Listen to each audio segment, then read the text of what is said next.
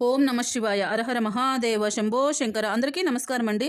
కార్తీక పురాణము 25వ అధ్యాయము. ఇందులో మనం చేయవలసిన పూజలేమిటి, తెలుసుకోవలసిన నియమాలేమిటి తెలుసుకుందామండి. ప్లీజ్ ఫ్రెండ్స్, ఒకే ఒక లైక్, మీరు చేసే ఒక లైక్ నాకు ఎంతో ఉపయోగపడుతుందండి. ప్లీజ్ రిక్వెస్ట్ చేసుకుంటున్నాను. 25వ రోజు బహుళ దశమి. ద్వారపాలకులకు పూజించాలి. పుల్లని పదార్థములను తినకూడదు. ఉపవాసము ఉండాలి. శక్తి కొలది బ్రాహ్మణులకు స్వయం పాకము దానం చేయాలి. అఖండ కీర్తి సంపదలు సమకూరును. అంబరీష, పూర్వజన్మంలో చేసిన కొద్ది పాపము వలన నీకు ఈ అస్వస్థము వచ్చినది. నీవు బాగా ఆలోచించి నీకు వచ్చిన విధముగా చెయ్యుము. ఇక మాకు సెలవు ఇప్పించవలసినది అని పండితులు అన్నారు. అందుకు అంబరీషుడు, ఓ పండితోస్తములారా, నా ఆలోచన కూడా విని వెళ్ళండి. ద్వాదశి నిష్ఠను విడుచుట కన్నా విపశ్రమమేమీ పెద్దది కాదు. జలపాపము చేయుట వలన బ్రాహ్మణుని అవమానించుట కూడా కాదు.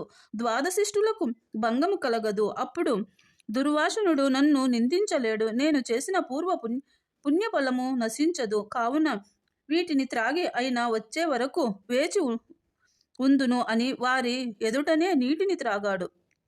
అంబరీషుడు నీటిని త్రాగిన మరుక్షణములోనే దుర్వాసనుడు వచ్చాడు. వచ్చిన వెంటనే ఆ ముని దివ్య దృష్టితో విషయం తెలుసుకుని పట్టరాని కోపంతో ఆవేశంతో పండ్లు పటపటా కొరుకుతూ, ఓరి మదందా, నన్ను భోజనానికి రమ్మని నేను రాకుండా నీవు ఎందుకు భుజించావు? ఎంత నిర్లక్ష్యము!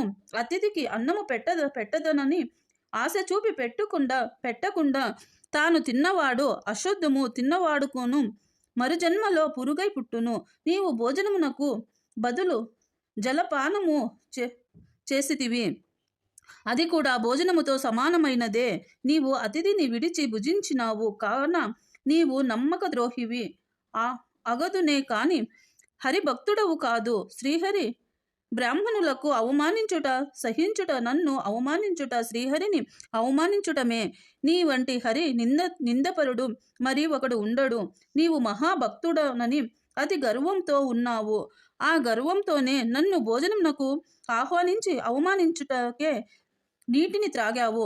అంబరీష, నీవు పవిత్ర రాజకుటుంబంలో పుట్టినావు.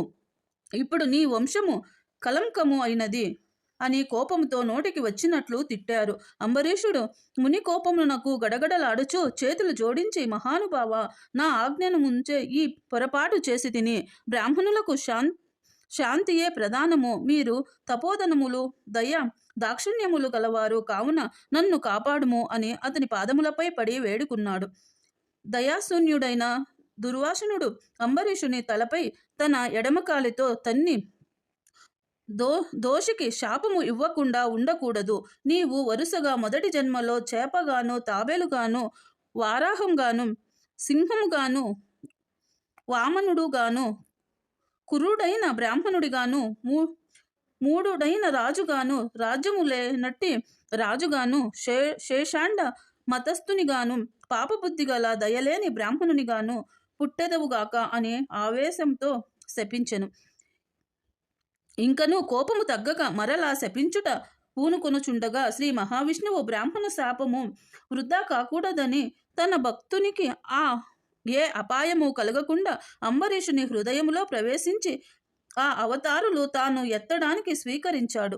మునివర్య, మీ శాపమున భవింతు నని ప్రధేయపట్టాడు. అయినా దుర్వాసనుడు ఇంకనూ కోపము పెంచుకొని శపించబోగా శ్రీమన్నారాయణుడు తన సుదర్శన చక్రమును అవతరింపచేశాడు.